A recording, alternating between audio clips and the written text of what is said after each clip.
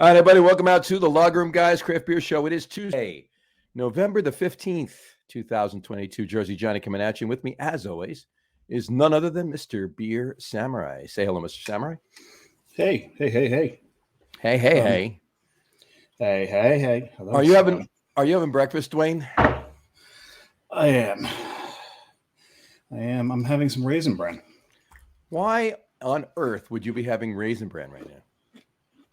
I like Raisin Bran, okay? Okay. I mean, I like Raisin Bran too, but I don't know if I'd be eating it at 6:45 at night. It's National Raisin Bran Day, and I haven't had it.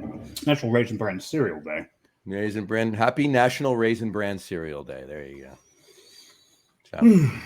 So are you getting your Raisin Bran fix right now? Is that what you're doing? I'm getting my Raisin Bran. I haven't had Raisin Bran in a while.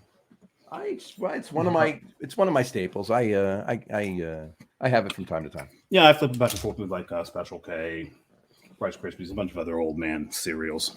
Mm-hmm. All right, you don't eat the shredded wheat. Frosted mini wheats. Well, that's different. Crackling Oat Bran. There you go. Oh, what is it? All Bran is just like a bowl of twigs, isn't it? Yeah, pretty much. Mm-hmm. Yeah, pretty much. So, yeah. Well, while you munch on that, anything else? I mean, I only knew of, obviously, because you only told me of Raisin Bran Cereal Day. So nothing else really worth mentioning, I suppose. I don't think so. Yeah. I mean, I'm sitting here going through my I got like the sticker collection of like breweries I've been to recently. Yeah, I have one sitting around somewhere. And I've got this one's cool. I don't remember where I got this one. You sure that one? I like that. That is cool. Where'd you get that? Oh, it says 27A Brewing on it. 27A Brewing. I can't remember, where is that? I think it's in Lindenhurst, New York, out on the island. Oh, right? Yeah. That was when we came back from Montauk. You went north. I stayed on the South Shore. Yep. That's right. And you popped in there. We should get that. Yeah. We should get them on the show. Well, I gave you their information. Mm-hmm. I mean, you're the booking agent. Right. This is true. So get on that, okay? All right, I'll get on that. In fact, I'll get on that right now. Why don't we welcome to the show? Segue. How smooth was that? It was perfect. Welcome to the show, Ryan and Melissa Cooke from 27A Brewing. How are you doing, guys? Hello. Oh, she got one of the stickers on her hat. Oh, yeah. Here it is. That's a sticker. I actually thought that was embroidered on the hat when I saw it before. No, it's actually embroidered. Oh, it is embroidered. I thought so. Yeah, I was going to say. I was going to say that was a perfect way to put a sticker on if that was a sticker, because that looks great. Awesome. Cool. So how are you guys doing tonight? Good. How about you guys? Very good. It's finally cold. I know, it is. It took a while, but we finally got to November. No, Yep. It's raining halfway through November. But yeah, it's raining. Anyway. Yeah, it's drizzling a little here too. So we're gonna get that. It's gonna get washed out tonight. But then it'll be mid to late morning tomorrow. They say the rain's gonna be done. So yeah, here anyway. So anyway, all right. I'm gonna open a beer because I could use a beer. What are you guys drinking tonight? I have Subco. Into the Pine Barrens.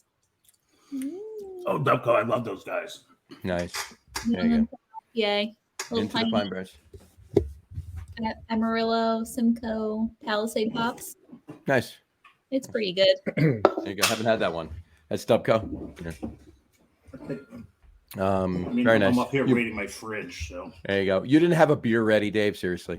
I was busy going to make a Raisin Bran. I got mine right here. You were more worried about the food. See, guys, I don't know how many of the shows you've seen, but Dave eats at the beginning of every show. But normally he has his beer ready with the food. Tonight, not so much. Well, I'm interested to see what he's going to pair with the Raisin Bran. Now, I've got nothing to really pair with a Raisin. Well, I mean, I could always go with a Belgian triple. Oh. That would go very nice with Raisin Bran. Quad maybe even better. But I don't think you should kick off your first beer of the night with a quad. No, I'm sticking to low ABVs tonight. Me too. John knows I'm in a very busy season. I'm like the only person not in the industry here. Right. Oh. But no, I'm going with this weekend. We were actually down at Carton Brewing and Fouet, and I guarantee you that's French for Whip. Got to be French for whip. Yeah. Well, no, it is French for whip. Oh, yeah, it's been confirmed. It has been confirmed. Yeah, the day they released it, I was at the brewery. I had some, and I confirmed with that owner. Oh, you mean Augie? Him, yeah. Oh, okay. So warning: Yeah. you can't say his name 3 times on the show. If you say his name 3 times, he has a tendency of popping on. Right, exactly. Yeah. So we're gonna. It just shows up, and it's happened before. So, Yeah. So anyway. Well, we're talking to Interborough Brewing. Yeah. Jesse Ferguson owns Interborough, and Jesse used to work for that person who shall remain nameless. And the third time we mentioned his name, he actually popped on the show. I knew he was coming on because he actually texted me on the side and said, "I forgot Jesse was coming on tonight. Send me the link. I want to come on." I sent him the link, and David said his name 3 times. The third time, he just happened to pop on. So, so that's the running joke, right? So there you go. John, you didn't say anything about my bowl. I didn't see it. Oh my God, it's R2D2. Yeah, it's not. I So ripped his head off, turned upside down, and put cereal in it. Anyway, there you go. Anyway, so I confirmed with him that Fouet is whip. I don't know if a French style Pilsner is going to go well with Raisin Bran. Probably not. Probably aromatics of it. So anyway, all right, and I will show you the beer I'm drinking right now. Oh, that's good. All right. That's like that bite. Yeah, Fouet's good. I'm drinking from a New Jersey brewery, Bird's Mouth. Just opened in Fort Monmouth. Oh, that's right. I spent a lot of time on Fort Monmouth, the grounds of Fort Monmouth as a kid. My mom would go shopping at the PX there. Yeah, they actually opened in the commissary. Oh, did they? They did. Oh, by the way, I did forget to put this up. Sorry, you're having Fouet right now, right? Correct. There you go. That's what you're having right there. So, how to get the crawl up there? Good. I wouldn't know what I was drinking unless you put that up there. Exactly. You wouldn't. I know you wouldn't. So yeah, they opened in the commissary, and what was actually they were actually able to repurpose a few things in the commissary too. So that was pretty cool. Matt and I were up there a couple weekends ago. So I think it was like 5 when we were 3 or 4 maybe when we were shopping there. So I don't remember a thing about it. It's pretty young, yeah. So anyway, that's mine. So it's just their Oktoberfest. They've done, obviously, it's all lagers that they do. So, and this is their Meritzen. So, cheers. Cheers. You guys, wait a second. Did Ryan tell us what he's drinking? Is he drinking the same thing? No, it's a different color. Different color as well. I'm drinking it's a hoppy red ale. Kind of There like we go. it's, red IPA type of thing. There you go. Hoppy red ales are good. I love hoppy red I think ales. the favorite beer I had from them was Double Barrel. Oh yeah. Oh my God, that thing will sit you back. Yeah. Oh yeah. Yeah, that's gotten us into trouble before. We may get to this story later on the show. We'll Fair see. enough. Just call an Uber, that whole thing. Well, how far away are you from there? About 15 minutes. Not too far. Not bad. That's Uber. Yeah. That's Uberable. Uberable. Yeah. I mean, you can Uber to Buffalo if you need to, but I mean, Yeah, financially Uberable. Well, it's just kind of like when they say walking distance. Anywhere is walking distance if you've got the time.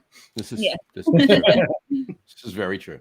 All right, now that we're drinking beer, let's ask the first question we ask every guest, and whichever of you wants to go first. Dave, should we pick who should go first, or let them decide? Which question is this again? The first question we ask everybody. Oh, the first question, right? Boxers or briefs? No, that doesn't work here. No, I will go. John will ask the question because this is John's favorite thing to do. He lives for this every Tuesday. Not so much. But anyway. Ladies first. All right, ladies first. Melissa, to the best of your recollection, was the very first craft beer you ever had? Does Blue Moon count? Crafty counts. Crafty. I guess. Yeah. Blue Moon. It's a little, and then probably Pumpkin. That counts too. no, I'm sure you've had Blue Points. Blue Moon, right? Pumpkin. Wow. Yeah, it's great. It's a jump. No, she's definitely got a ton of Blue Point stuff. Yeah, Blue Point. Obviously, Oh, Yeah, I was going to see out there. So, yeah. Pre-acquisition, yep. Yeah, the first it. one ever. I really don't remember. The only thing I think is Blue Moon. Okay. That's like fake. Yeah, it's not really. All right. close. So if you want to get out of that, you go with Blue Point or whatever. What would be Toasted. one of the first things? Was it toasted lager or was it Or the blueberry. blueberry wheat that they do? Yeah. Yeah. All right. Nice. All right, Ryan. Same question. So along the lines, Optical Illusion. By Blue Point. Optical illusion. So kind of drank it and didn't understand IPA, especially older style IPA compared to modern days. Sure. Bitter, probably oxidized. So, for my friend's brother, thought I was cool because it was higher ABV and Sure. definitely our face while we were drinking them. Right. But when everyone else was at the parties drinking light beer, it's cool. There you go. That works. Awesome. Cool. And have you guys, just separate question, I don't ask this. Did you guys ever get to any of the or have you gotten to any of the Cask Ale Fest that they do out there? Yeah, I've been to quite a few. Yeah, I used to go to them. I since the last one I was at was 2019. Obviously, they didn't have one in 2020. I haven't been since because they moved it, right? It's November now. Yeah, well, that was because of these past couple of years. It's been a little wacky. So now they kind of transitioned it to be November. So it was 2 weeks ago. 2 weeks ago, yeah. Yeah, I saw it. It was a couple weeks ago. Yeah, it was always in April, so it was like that. That's what we did that week. It was because they planned it for that following COVID, whatever, April, and then wanted to make sure, so they pushed it to. They pushed it to November, so they had it and they liked it in November, so now they're keeping it in November. So Yeah, gotcha. It's the same kind of thing because remember, like April was kind of always like super. It was still like a little chilly.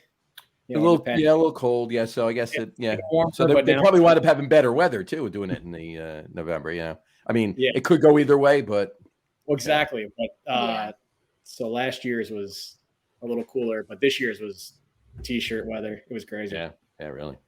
We were out in. I mean, it was the weekend before Halloween weekend when we were out in Montauk. We were out there shorts and a t-shirt. It was 80 degrees and we're in Montauk it's almost November and we're in Montauk and it was crazy. Awesome. But when we drove back, it chilled down a little bit, got a little rainy. It was raining on the way back. Yeah. So anyway, all right. It wasn't too bad. So, all right, let's talk about 27A Brewing. First of all, let's thank you both for coming on the show. Absolutely. What first got you into beer? Let's say at that point, what made you both want to get into the beer business? I guess when you got your homebrew kit. Yeah, started homebrewing. And at that time, it was like right after I turned 21, so I was going to bars with friends, and we were kind of like, we wanted to try new styles, and like obviously the higher ABV kind of catered for a young person to Sure bang for the buck. Now I'm like the opposite, Of course, it's always a way. So yeah, I didn't even realize you could homebrew, and then one of my friends, he had a good job straight out of college, and he got some homebrew equipment. We started homebrewing, and then I kind of trailed on from there, where he gave me all his equipment. I brewed with the next guy. He gave up, gave me all his equipment, and I just kept brewing. There you go. I just, didn't stop. So Yep. it just evolved. Yeah, it started on the stovetop and evolved to the backyard once the what is it, the mash tun and all that stuff got a little bit bigger over time. All great. Right. Yeah. And no more brewing 2 gallons on the stovetop, right? Yeah. Yeah. Then we just started bringing kegs to parties, and it kind of evolved from there. Sure. Our friends started liking it, and then random people started liking it, and we were like, maybe we could do something with this. There you go. And you still stick to your roots. When I was there, you were in the back. Melissa's tending bar. You were in the back with a homebrew club, if I remember correctly. So you host a homebrew club at the brewery. Yeah, that's our little mini club within a club. So that's what I was going to say too, is as I got more involved, I kind of went down. We have Long Island Beer Enthusiasts. It's a big club on Long Island, and it's great people. The which is funny because I was the youngest guy there forever, which is cool, but strange hanging out with a lot of older guys that knew everything way more about beer and kind of led me down the BJCP rabbit hole. So I got like BJCP certified, all that jazz, judging a lot. The homebrew competitions, which helped me in my brewing and all that. Although I learned the style guidelines to basically break the rules, kind of go for more approachability at 27A, which is kind of like, so styles kind of blend and a lot of new stuff. We use all Kvike yeast. So that's kind of new school. Sure. Kind of that to different styles, different flavors. Plus you get beer out faster too. Yeah. Yeah. Well, so I like to definitely ferment faster, but then I like to take that time for the conditioning, lagering, and cooling, just cold time spent cold just does wonders for the beer. No, yeah. Well, that's good. Get the fermenting over with, and then get into the conditioning.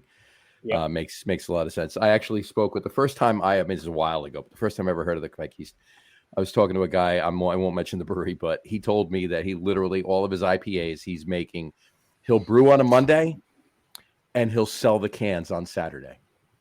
Yeah. He blows. That was his business model. It's great at the time. Oh yeah, I remember that. He did other styles, and obviously those took time. But as far as his IPAs, as far as his New Englands went, he'd brew them on Monday and sell them on Saturday every week. That's awesome. Definitely has its benefits there. Sure.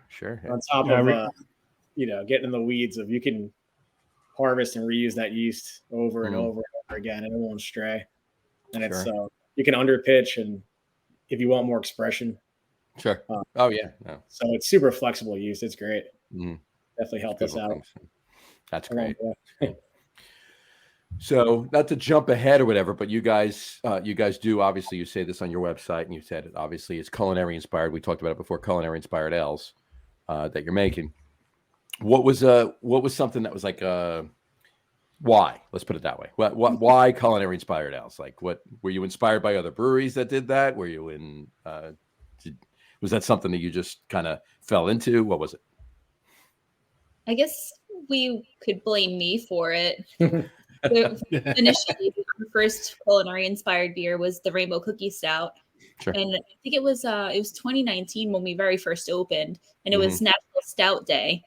And Ryan was like, what is a fun stout that we can do that will get people in here and get them excited? Because we're all about posting stuff on social media and marketing in that way. And I was like, what about like a Rainbow Cookie Stout with almond and raspberry? And we'll put I had a big box of just different purees and adjuncts and stuff, and still have some corny kegs that I just dose the base beer to kind of elevate into a new beer. Sure. So it starts with one corny keg of stout with raspberry and almond, and it kind of evolved from there. Yeah. To a business plan. From that. Yeah. But even before that, I was a lot of the. Well, now it's, I don't know. I'm going to come up with a new term for it, but because I want to bring it back because everyone hates them. But like the milkshake IPAs. Sure. Okay. The way I approached them was a little less lactose, where most of the normal IPAs today had more residual sweetness, higher final gravity than these did at the time. It was just kind of as like a little lactose was there with a little vanilla just to kind of push the sweetness, but not too much. And then that was canvas for, you could add pumpkin to it. You can add, what else did I do? We did pina colada, Rocket Fuel. Yep. Which you guys are familiar with. That's like a Fire Island thing. Sure. No, I'm not familiar with that. What is Rocket Fuel? It's essentially a pina colada with amaretto. So it's got almond in there too. That sounds delicious. Yeah. You guys like your almonds. Oh yeah. Yeah. We like the almond flavor. I think it really helps with like the mouthfeel. Again, not putting it doesn't give too much sweetness. It kind of just rounds out the beer. Because I had a beer with almond in it while I was there. Yeah, you can have a pint of it or two. Again, the Rainbow Cookie is like our most popular thing. So that I think you missed out on that. I kind of try to, when I don't run out of that, I take our house blonde and I'll add the raspberry and almond to kind of appease the Rainbow Cookie cult. Yep, that's what I had. Which is good too, because people also, my stouts are again like a little less roasty than there's roasted barley in there, but style guideline. They're just a little more approachable. Right. So yeah, it's fun stuff. That's awesome. What you call it? Yeah, because I was going to say, because there's obviously, we've talked about it. Dave's drinking a beer right now from Carton in New Jersey. They do a lot of culinary inspired ales as well. Or as if I remember how I described it to you when I was at the brewery, they have their fuckery. Yeah. Definitely around the time of us opening years before Big Inspiration. Awesome to see, always trying to push different styles and keeping it fun and creative. I like the creative aspect. What's interesting is a lot of what he's put out now, he's doing a lot of IPAs, and they're doing a lot of more classic styles. As a matter of fact, my second beer, the first beer was a French Pilsner. My second beer is an ESB, which in retrospect would have gone much better with the Raisin Bran. Yeah. I thought you were drinking that first. That's why I had the. Yeah, that really would have gone better with the Raisin Bran. I wasn't thinking. Well, the Fruit was closer at hand. Fouet was right there, yeah. So right there. And so this one is the this is Jumping Trains, right? Jumping Trains, and I had it on the hand pull while I was there. Mm-hmm. So because that's how you got to serve an ESB. Was Augie there while you were there? Oh crap! That's two, John. Sorry. I will. Don't you say it now? Don't you say it now? Don't you say it? No. The man who shall not be named was not there because they were having a little trouble with the hand pull. One, they're pulling it way too fast. Right. I think they're trying to go with hygiene, so they're not, the nozzle's not actually in the beer, so they're splashing the beer everywhere. Right. It's like, okay, someone needs to give hand pull lessons here. Well, yeah, I mean the rule of thumb is, technically, you're pouring out of a regular tap. You don't put the faucet in the beer. But if you're pouring out of a Lucre tap or a hand pull, the faucet goes in the beer. Yep. So, how's that one? Oh, it was great at the brewery once all the foam settled down. Yeah. They did an ESB last year too, didn't we had that at the beer dinner we did with them. Yes, that is correct. It was a different name though. It wasn't Jumping Trains. Yeah, this one's can conditioned. Mm-hmm. This one, the two-row malt's a little more pronounced mm-hmm. than the ESB we had at the beer dinner. You get that cherry Twizzler kind of right. There you go. Maris Otter flavor. Right. Anyway, that's good. So, all right. Let's back it up a little bit. When you guys, when did you decide to first, okay, this is what we need to do? Like you were saying, you're home brewing and you're going through this. We have to open this. You make the decision. How long did it take you to actually open? From the time you made the decision to opening the doors in 2019. Probably like 3 years. When it actually came down to it. Yeah. Well, that's a tough one. Yeah, because we always knew we were going to open something. We just thought it was going to be a bar. I didn't know it was going to be a bar focusing on craft beer, and then it kind of, as I went down the whole, like I said, homebrew club, rabbit hole, and that stuff, and then worked in the industry, other jobs, kind of just like evolved, and then I was just waiting for the right moment and to learn more and kind of see how we can take our take on it. Again, we're 3.5 barrels, so it's self-funded. Just kind of threw the dice down and started rolling. Where we could have went bigger, investors or this or that, but just kind of want to keep it small. And you've got this building right on Main Street. Yeah. So did you have to wait for that to come available? Was it? How did that come about getting that? It's been pretty. It had a couple years of not. How do you say this? Like under development, I guess you would say. It was quite under. A lot of open storefronts. Okay. The Village Lantern, that German restaurant that we're neighbors with, they kind of were like the only place you can really go to. Right. There was a live bar that now is a new taco place. Right. That was another place you can go to, but it was very sketchy and, you didn't want to be there late at night. It was, but they did have some good craft beer on at the time. Really? So you get there a little earlier. You get out of there by like 10:30, and Yeah. Yeah, And that we used to drink pictures of Bourbon County Stout there. yeah, pictures. Whoa. Pictures of The bartenders, Stout. they didn't realize and they didn't get the memo, so we but sometimes they that is awesome. Quick story. I'm at one of the AC beer fests. I won't say the name of the bar, but they had an after party, and it was an NJCB. That'll say it was in New Jersey Craft Beer.com. I don't know if you know, but it's like this website, and they do a discount program, and they organize a lot of events. Anyway, NJCB, they had an NJCB event at the bar, an after party after the first session on the Friday night. And one of the beers that the bar had gotten was KBS, Founders KBS.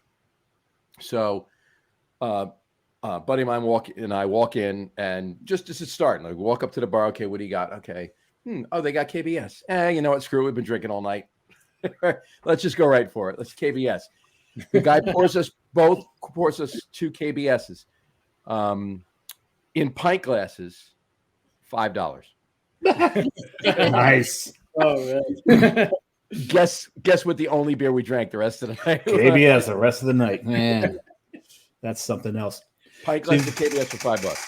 So what was that building before you guys took it over? Well, it was vacant for about 11 years. Oh wow! Wow. Yes. So you had to put a lot of work into the place, or? Yeah.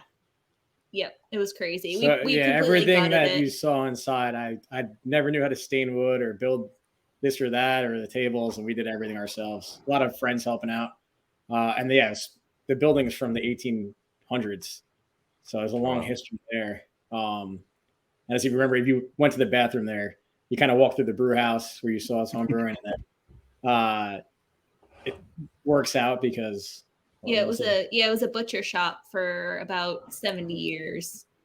Meat market butcher shops did all the meat butchering right there in the back.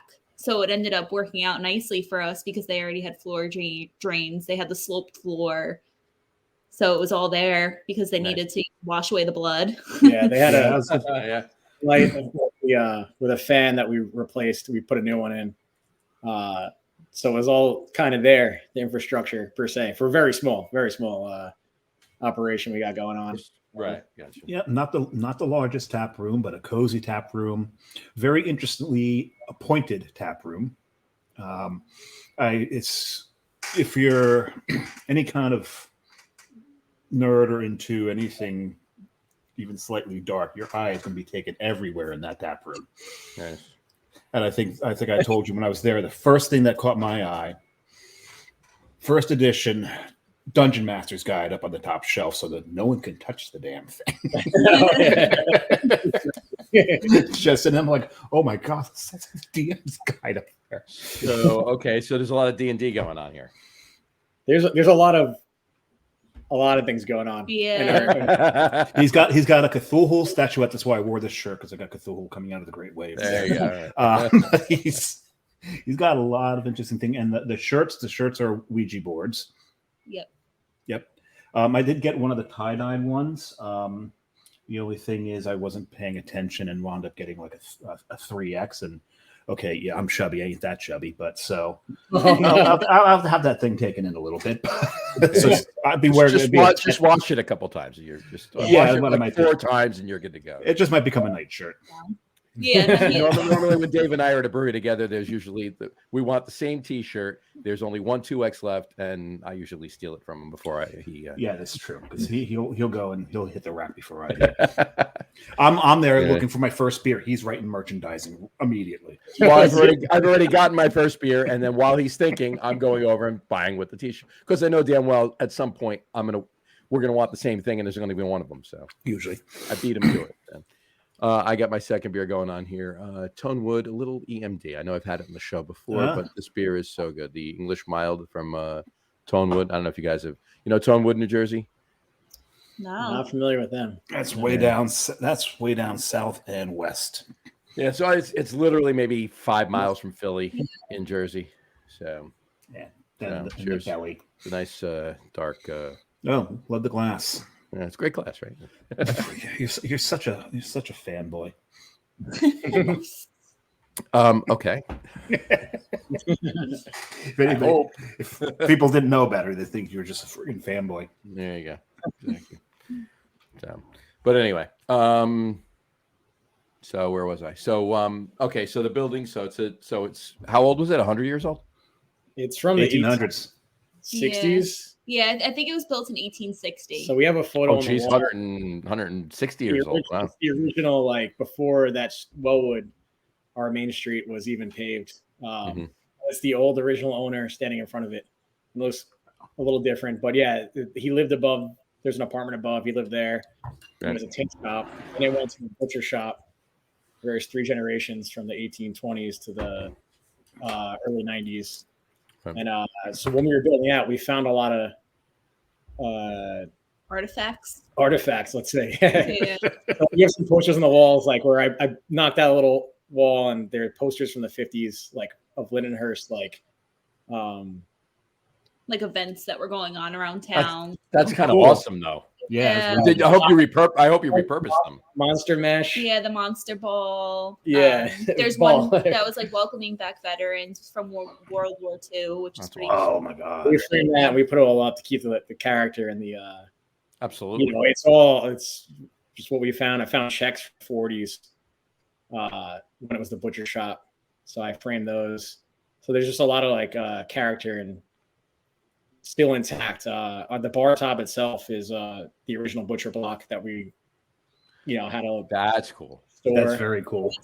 Finish it, and then wrapping the bar is shiplap, because the whole place was kind of like shiplapped out. So we made a design out of when we were demoing out, building out the cold room, because the cold room was originally the cold room for them when it was the butcher shop. So they had cork in the walls, but we had to pull some stuff down because in the 90s, it became a bike shop, and they kind of just put like sheetrock up and this and that. So we stripped it down, then rebuilt out with insulation our own cold room to fit the space, because it's very unique, and that's the trade-off of being in a historic space on the main street. So right, that's very cool. No. So where and John knows I love to ask this question if I don't already know it, if it's not obvious. 27A, where does that come from? So as you guys are out in Montauk, so I grew up all the way down Wellwood in South Lindenhurst, and then so around the time we started drinking, when I was 21, we rode our bikes. 3 of us rode our bikes from Lindenhurst to Montauk, so just 27A the whole way. It goes on to 27 Sunrise, so it's Montauk Highway. Yeah. So I kind of got the name from that, and then later on, in later years, we had over 20 people do it, and other people meet us. We would camp at Hither Hills. I don't know where you guys stayed out in Montauk. Yeah, we drove right past Hither Hills. Yeah. So we would ride to the lighthouse and then come back and camp there. And then later, we had luxury appointments while we were there.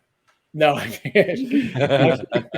but I mean, if you drove by it, because you can drive up that other road and pass it. So then later years, when Montauk Brewing opened, we kind of would always hit that, and that was like a fun thing too. Yeah, it's fun out there. Yeah, that was really good. It's a haul out there, but it is fun out there. Yeah, for you guys.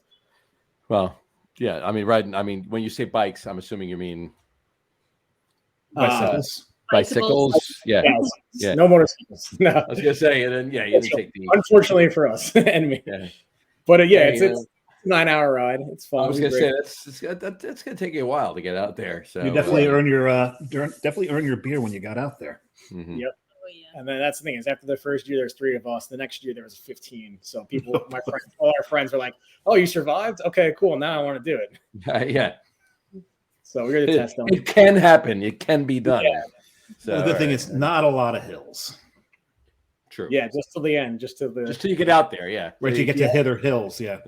And then that main hill going up to the lighthouse is the Widowmaker. Oh, it's tough after doing 100 miles.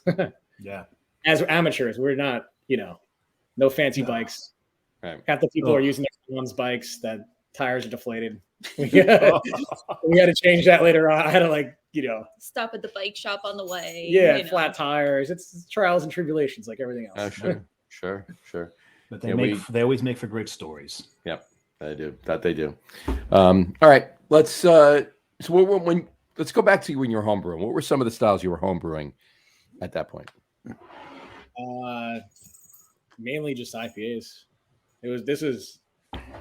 So I was drinking a lot of IPAs, and then kind of, I guess, as the hazy thing started happening, kind of got into that. But I was on the homebrew forums, so I would hear about different breweries. I couldn't necessarily travel to them, but people were trying to clone the recipes.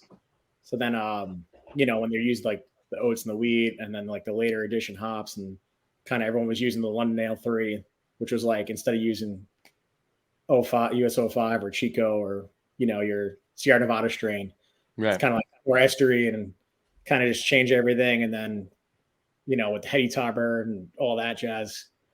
So a lot of IPAs, and then just like traditional dry Irish stouts. It's kind of it. Just focusing on that. So in the homebrew club, it was known as like, just, and now it's still, when I still judge, I'm always like designated to IPAs, whether it's New England or American or Really all the different styles now. Gotcha. So, and there's usually a ton of entries in those categories. Yeah. Oh, hell yeah. So when you said earlier you entered some of the competitions. Did you win? What did you win with? You had to take something home. Yeah. So I was doing a lot of different, kind of the same beer, the hazy New England style. And so I won one competition. There was like 33 entries. It was the Long Island Beer Malt Enthusiast competition. This is still, it was a specialty IPA, 21B, which is like the category. So there was red IPAs in there, white IPAs, black IPAs. Sure. And then I entered, and I got first, third, and honorable mention. So I kind of like, and those are all different beers, different IPAs, obviously in the same style. But the second one that they like later on, they're like, oh, we just needed to throw something else in there to break it up, because they didn't. So there was like a really good white IPA. So that was cool doing that. Nice. And that was, a long time ago. Back when, people were still trying to figure it all out. It wasn't like it is now, So what was the first beer you brewed that wasn't an IPA? Oh, well, like early on, it was, I brew like all different styles. I brew pumpkin style beers every year around the fall. Not in July, like everyone else. Yeah, really. You're supposed to brew them in June so you can release them in July. I mean, what are you talking about? I'm homebrewing. It's like I'm not trying to fight over shelf space. King of the shelf, which I'm still not trying to do, or ever will do, which I'm fine with. I got you. But yeah, stouts, doing different coffee stouts, kind of the early renditions of pumpkin stout. Nice. And it's like I would transition to like winter warmer type things. Then in the spring, do like a lighter blonde ale, pale ale, mainly pale ales, and just IPAs throughout. Kind of just like focused on those because that's what I like drinking, like more hop forward beers. Right. Which is different, obviously, now at the brewery. It's we have some other breweries nearby that are all hop focused, and I was there. Yes. Our town and community kind of, I would make whatever my style stout, and they liked it, or this or that, or our house blonde ale, which is named after the butcher family that lived there, Bankert's Blonde. Oh, cool. Okay, neat. Super popular. Again, didn't realize it, just kind of on the fly, trying to, when we first opened, trying to make more beers appear out of thin air. I would dose different kegs with different purees of the blonde, and it's kind of a perfect base. So now we kind of transition that where we have like our pumpkin pie. Then we're gonna go to cranberry in a couple weeks for the holidays. Mm-hmm. We'll do a blueberry, watermelon. What else? It goes on and on. Yeah. It's just like, that beer it's just all 2-row malt, the Kvike yeast, and then Citra hops. It's just a simple 5% beer that's just nice. You can have it on its own. Simple, don't have to think about it, but you're getting like some tropical vibes from the yeast, and then I can dose it and create new stuff. That's pretty cool. Yeah. It is. You were going to say? No, I just cleared my throat. Oh, there you go. I'm a little verklempt. Are you? Yeah. You have that problem often. So, Yeah. You do. Anyway, all right. So when do you? What are? I mean, do you have flagships, or do you? Or you kind of jump around a little bit, and revisit things that you know? I mean, you got your obviously you say your house blonde or whatever, but what are some of the staples, if you will, whether flagships or not? What are some of the staples? Oh, you take it. Yeah, rainbow cookie. Yeah, definitely the rainbow cookie. The Oh, blonde. now we have a cat. Oh, there's a cat. Oh, Oh, come on. I don't know the cat's name. that's Mr. Jones. Oh, so right now we've got Melissa and Mr. Jones, rather me and Mrs. Jones. Yes. Love that There song. we go. Yeah, now I can put hi, Mr. Jones. Hi, Mr. Jones. Because we met the two dogs prior to the show, and Yes. and Opie and Katie have not made an appearance. There's Katie. Hey, Katie. Yeah. She's Hi, dead. Katie. There's Katie. Katie's is a fuzzy Chihuahua. She's a fuzzy chihuahua, yes. Fuzzy Chihuahua. There you go. And we've got Ryan's pouring another beer. Ryan's here. pouring So another beer there. What does he got? We've got going in there. Their destination unknown. Hmm. This one's hazy IPA, all New York City ingredients, which is kind of cool. That's cool. Nice, yeah. Cool. Yeah, they're doing great stuff. Good friends of ours. They have their original spot in Bayshore, and they just opened up a second location upstate in Warwick, near Drownlands. Oh, really? That's a good place to be. That is becoming such a beer destination. Oh, there. it's definitely between them and Tin Barn. Yeah. And Tin Barn, and then you're not too far from Rushing Duck when you're Rushing there. Duck's not too far. Yeah. What you call it? Do you? So make sure you tell them, the friends of yours. Make sure you tell them that all the beer you drank on the podcast tonight was theirs. So that they've got to come on the podcast and drink all your beer. And drink all 27A Brewing. Absolutely. The way they've That's got to be do the that. deal. Glassware too. Oh, very, Okay, yeah. very nice. Yeah, I'm drinking all my stuff out of proper glassware. We've got the carton logo on there. Nice. Yeah. Yeah. Nice. There you go. I've got so many carton glasses; it's disgusting. I think I kept the brewery open for about a month just by the glassware I bought. It wasn't just you, Mickey, Lou. All of them did. Everybody did. You know. Just want so much. All the old crew there. We used to do anytime when they first started releasing in cans. Every time they released something new in cans, we'd all meet there in the brewery, and we do a can chug. What beer put the end to that? Oh, regular coffee put it. Regular coffee. Coffee. Yeah, yeah. You don't can chug regular coffee. No. Yeah. Oh man, That's what 12%. 12%. 12%. It's 12% pure cream ale. Yeah. he took a nice nap. After a few of us after a fall. Just this is a nice space here. I'm just gonna lay down here for a little while. It looks comfy here. Yeah. That's a keg. That's okay. It's fine. It's comfy. I'm good. Leave me. Anyway, and the one that hurt, the boat beer chug, hurt because that beer is got a little more carbonated than most beers. So yeah, that one is like, oh, the belches after that were epic. Yes, Yeah. messing up there. Exactly. So what are some of the let's go over some of the funkier one-off special things you do throughout. I mean, it's like you've been open 3 years now, so yeah. Well, we're hearing culinary inspired. So far, I've heard the rainbow cookie stout, cookies, the oatmeal cookies, mostly cookies, right? Yes. Yeah. Okay. Ryan Cooke, yes. And cookies are called. I didn't see an I in your last name. I mean, anyway, so what are some of the other, one-off things you've done? Some of the, not the craziest. We'll get into that in a second. I'll ask you what the crazier stuff you've done in a minute. But what are just some of your seasonals maybe, or one-offs you bring back you've brought back a few times? Anything interesting? Pumpkin stout. Pumpkin Right stout. now. Yeah. And then, Toasted marshmallow stout we've done before. Nice. Ooh, nice. Yeah, it's really good. Somebody asked for that the other day. That's why I thought of Hey, it. John, what's my favorite adjuncted beer? Your favorite adjunctive beer? Lactose, of course. Ugh. You know it's not. it's because everyone overdoes it. It gets a little sprinkle, not Yeah.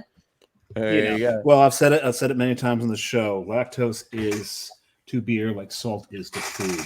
Use Exactly. enough of it, it will enhance it. Yeah. Use too much of it, you've ruined the whole dish. Mhm. Yes, Mhm. that's what I feel. That's why. Yeah. I feel like a lot of people, just they go overboard, and it kind of kills it. Right. Yep. Another one. So we have a lot of seasonal stuff that people remind me now. We opened in 2019 in August.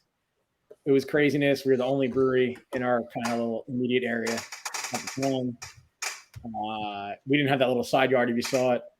We built that. No, out. we didn't see the side yard because it was remember it was drizzling a little bit when we were there. So Yes, you walk right past it. It's like on that side facing the because we went to Lantern right after. Oh, you want it? Yeah. So then it's in between. It's on that side facing the Lantern. Okay. So we opened. It was just kind of craziness, and then especially then new brewery, but then with the pumpkin beers and like the fall lagers and all that type of stuff, and the Christmas, and then everything was good and getting used to stuff, and then COVID hit. So kind of certain variants or fun one-off seasonal beers we were doing kind of just we've done them and then I forget, and now we have customers that remind me, so I have to make notes, and it's great because it's like so I have a lot of stuff. You get a following, yes. Right. Yeah, Exactly. so people remind, they're like, you need to bring this back, and I'm like, you're right, I do need to bring that back. Mhm. So I appreciate that. No, of course. That's and when somebody tells you that's a good thing. Yep. Yeah, because even if it's a handful of people, that's a good thing that people are looking for a beer that they haven't had in a while and they're remembering it. But then you get some of these breweries and brewery owners that are just, hey, I brewed it once, I don't want to brew it again. When I lived in Rhode Island, the beginning of COVID, I lived 4 blocks from a brewery, and they did some amazing beers, but it was rare for them to redo a beer that was very, very popular. The only one that I remember they did is Smug Brewing, and they did one. What was the one that they did when Brady retired? Traderade. Actually, it wasn't that. It's when what's his name retired from the Patriots and went. Gronk. When Gronk left the Patriots and went down to Tampa, they brewed a beer called Traderade, and all of New England went crazy for it. They couldn't brew enough of it. It's the first time I ever knew him to do a second batch of anything other than his standards within 1 year. It was insane. Rob hit a home run with that one. Oh, hell yeah. He probably made a ton of money on the merch that he sold off of. Well, I have a Traderade shirt. Speaking of followings, I had to open one. Nice. Of course you did. They come in 12s now. 12-ounce cans now. All right. They come in carry packs of 12. It's amazing. But it's my 16-ounce can glass. Well, you could have opened 2 and then, No, because then it would have overfilled. Look, that's more than half. Well, drink a little and then open another one and fill it. I'll open another one later. I might just drink it right out of the can. I don't care.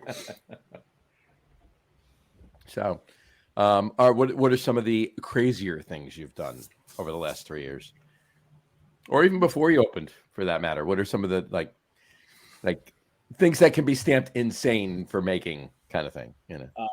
Bro Exotic. Bro Which one? Exotic. Say that again. Me being crazy and just That was like I don't know. That was like a trauma response or something. It was a trauma response. It was like right when COVID shut us down. And the week after COVID, I used to always take my New England IPAs, and the last keg I would dose with coconut, like flaked coconut and vanilla beans, and let it sit. So like as it conditioned cold in the cold room and just sat on those flavors, it would become more. Again, you didn't have to add lactose because you had those flavors sitting and just developing and conditioning. So right at the beginning of COVID, when everyone was like all obsessed with Tiger King, I was just, my friend got me this pen. We'll call it a pen, So I'm sitting there enjoying my pen, and and I'm like, this guy's crazy. I didn't even finish yet, and then I was like, I didn't know what was gonna happen with COVID, because there was a lot of things I know Jersey laws are like the worst for breweries, but at the time, that first couple of days,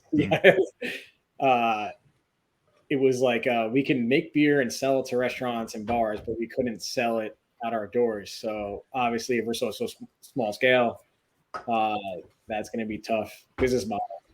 So then they, our New York State Brewers Guild was awesome, and the lobbyists or whatever worked it out where we could be open, sell out the front door. So then I was like, I had this last keg of whatever, the IPA, the tropical IPA, and we had edible glitter and food coloring. So I was like, if this keeps us like open another month, like whatever, fuck it, let's go. And people went like a little crazy over it. It was, and it was just, we were just doing crowlers, and our website crashed. It was like a whole thing. Yeah, that's always a good sign. And you called it Joe? You called it Joe Exotic, or what? You called it Joe Exotic? You called it? Called it Bro Exotic. Bro Exotic. Bro Exotic. That is awesome. Again, a very high idea. So, so that was a fun one. People asked for it, but I'm like, and I finished it, and then the thing with he's in jail, blah blah blah. Like, so I was like, he's not the best guy to put up on a pedestal. It doesn't matter. People will still watch that show. Yeah, it got a lot of people through COVID. Apparently, I never saw one episode of it, but it's insanity. I did watch it. I did. Yeah, there's something else to do. You can't. How many times can you watch Friends episodes? Exactly. That's why, and it was just crazy. It wasn't even real. It didn't even seem real, but it was real. Oh, I went back and rewatched every episode of Red versus Blue, so that was a lot of fun. Oh, you know that one. That is hilarious. Halo fans, that was one of the most ridiculous and most ingenious things ever filmed. I still every now and then will look like, that looks like a puma, and people have no idea what I'm talking about. At any rate. So, question for both of you. You can answer this in any order you want. Hold on, I'm going to show you my other beer I'm drinking here. Oh, I showed you mine. Now you're going to have to show you your you show me yours, I'll show you mine. Okay, that's fair. We had a boat, so there you go. That's fair, dinkum. There you go. I'm having an old world Scotch ale from Treehouse. Oh, nice. So you okay? So I'm gonna have to drink like 5 of these to catch. You're gonna have to catch up to me. So, well, I can do that. But at any rate, so they call it a barley wine. I don't know why they call it a barley wine, but I mean, it's a Scotch. They call it a Scotch ale, but it's a barley one. Yeah, they call it a barley beer, I should say, but in any event, it's aren't almost all beers except for wheat ales barley beers. I know exactly. So, hey. It's their marketing. I have no idea. We should ask Ryan. He's BJCB, right? Are we correct in that one? BJCP. Yeah. Those 4 letters. Yeah. How is that, John? Oh, because I know that brewery makes some crap beer. Yeah, one of these days they're going to dial in some of the recipes. Well, sun shot at a dog's ass every now and then. I know. This Scotch ale's amazing. It really is. Is that can conditioned or on nitro? It's can conditioned. It's can conditioned. All right, yeah. Can conditioned, we had it. Yeah. Same one. We had that one. Yeah, go up there, and then they like to try they like the IPAs and like to get all the weird, not weird per se, but I mean, we just had a smoked something or other. Now I'm tripping on the name. Yeah. One of their smoked. Grodzki. Grodzki. Yes, actually. Grodzki, yeah. Grodzki. I can't pronounce it good because I'm from I've got one sitting right over there. Tart beer. I've got 2 of them sitting there. I had 3 of them. I gave one to John because we're eventually going to do a smoked beer show.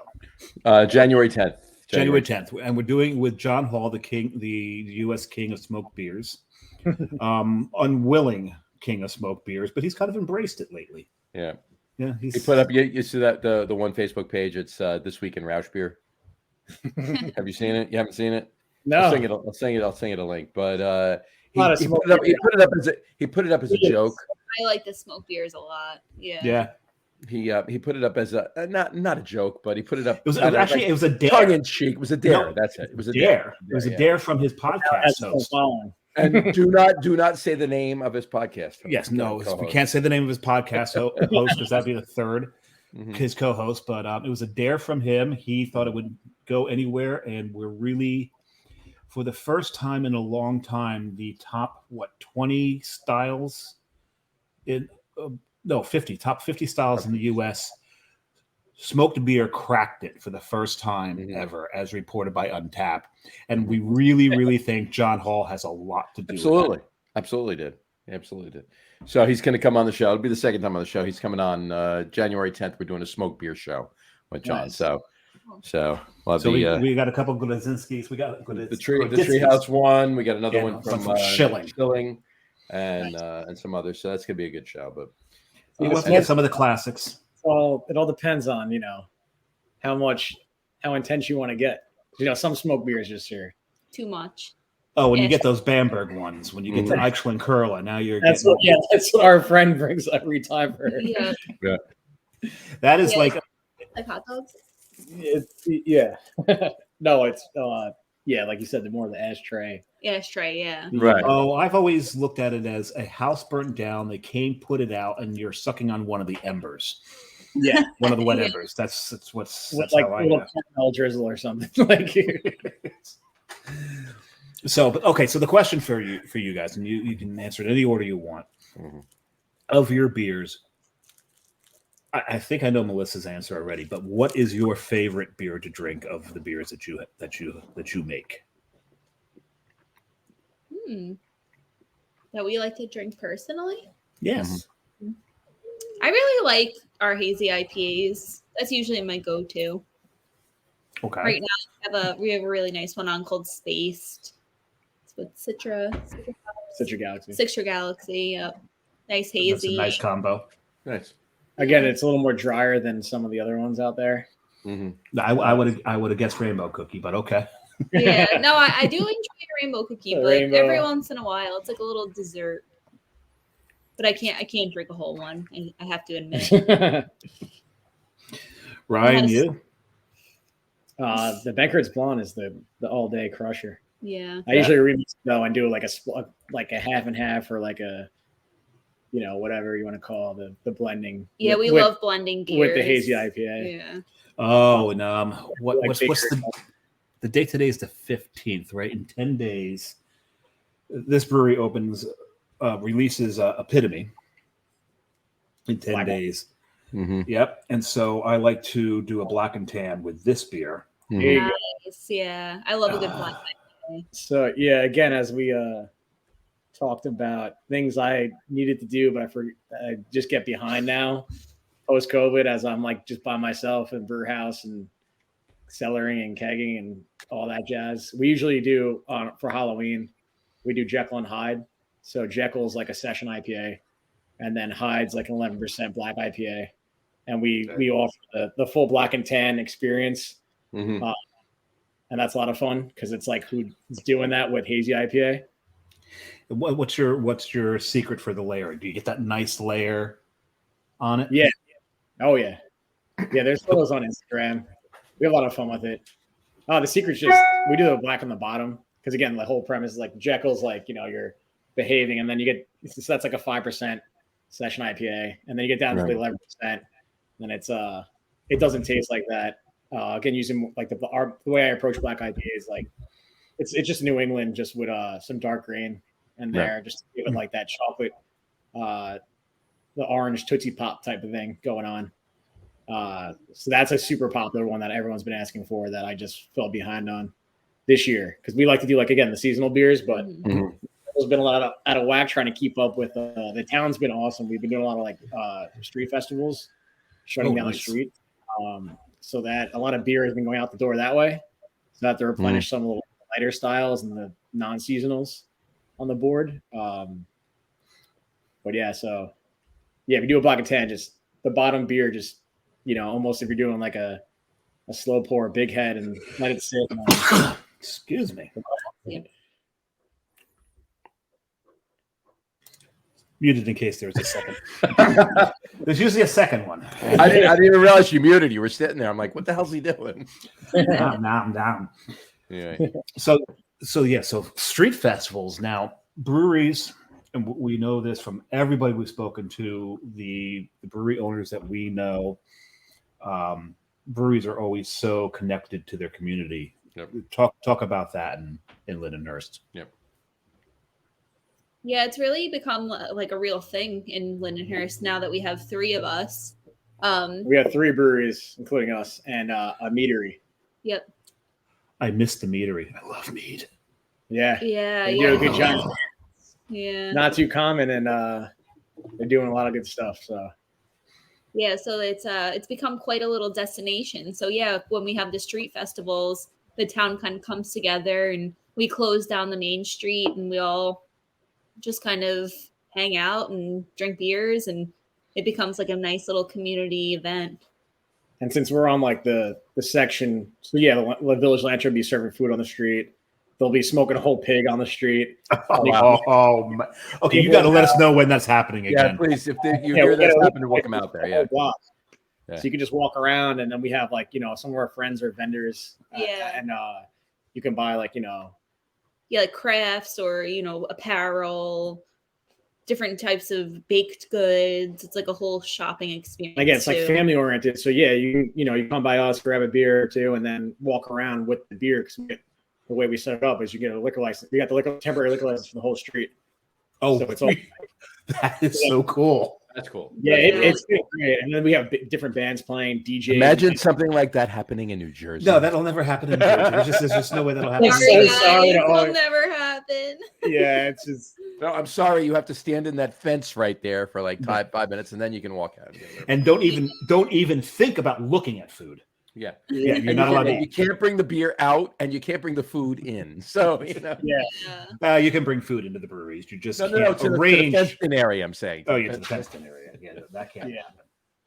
Oh no, man, that's really a lot cool. of other towns. They were doing the same thing where they had the pens, but we kind of strategically, like, we figured out that we could just get our Chamber of Commerce for the town can get a temporary liquor license for the whole block. Yeah, like a blanket. Obviously, and New York State's way more lenient than Jersey. So again, sorry. Every state's Utah's more lenient than Jersey. Yeah, yeah. But we no, that's really cool, because I guess you got to let us know when that happens. Again, when that happens, let us know. We will definitely jump the LIRR and get out there. Mm-hmm. Yeah, like the next one is probably gonna be in the spring yeah. fest. And then we kind of do one a month during the summer. We call it Wednesday on Wellwood. And it's during the middle of the week, and it's madness. It's awesome. Oh, that is. Then we go into all like, the Oktoberfest and the fall harvest and all that. So it's been good, with our location being right there, basically like right in the center. That's awesome. I mean, the location really lends to all of that. It's a beautiful thing. Yeah, especially when you're right next to a German restaurant. Well, 3 doors away, right now. Yeah, and so they're probably out in the streets, with bratwurst and pretzels, and you're a brewery. And now, are they doing you a solid in avoiding selling beer, or are they also selling their beer? Because I know they've got a lot of German taps there. They sell beer too, but it's just there's so many people. It's all good. Share the wealth. The fourth, so it's all good. Very neat. So, I'm assuming that's you, Dave. Yeah, of course it's me, and it's not the fire department. It's actually the police. I've learned to discern the sirens. If there's a fire and they come screaming down here, you'll feel like you're sitting in the truck. This microphone picks up everything. Actually, to be quite honest with you, I've been inside many fire trucks, driving them over the years. Yes, John was a fireman for a very long time. And it's actually louder in my headphones outside his apartment than it was inside any fire truck I've ever driven or been in. So, and there's something to be said for that. So kudos to the North Hudson Fire Department. And to the technology in this microphone sitting right over here. This is true, yeah. We'll go with the microphone technology before that. So. Anyway, This is a commercial for Blue microphones. there you go. Fair enough. Blue people. All right. All right. Cool. Are there any what events are coming up over the holidays for you guys? Basically just Thanksgiving. We have a big party on Thanksgiving Eve every year. So we'll be doing that. What's the other word for that, Dave? The other word for the Thanksgiving Eve? That It's amateur night. That's it, right? Yeah, or it's also called, I think, Blackout Wednesday. There you go. Right. Yeah. Any of those. Anyway, so you have the big party. That's awesome. You have a cool. I'd be honest with you. If I lived out there, I'd rather go to the brewery to a party than go Bar. sit in a bar like this on amateur night. So Well, it's like, and the thing is, in any town, is all of the college kids have come back to town, and they're all getting together because they can't stand their families. well, that's what it is. They come home and then, hey, we're going out. Yep. While So mom and dad are cooking for me for tomorrow, I'm going out and drinking. So Of course. we've all been there. We've all done it. So Yes, we embrace that. Yep. Again, smaller spot. Hopefully, it's Embrace, exploit. But Yeah. potato.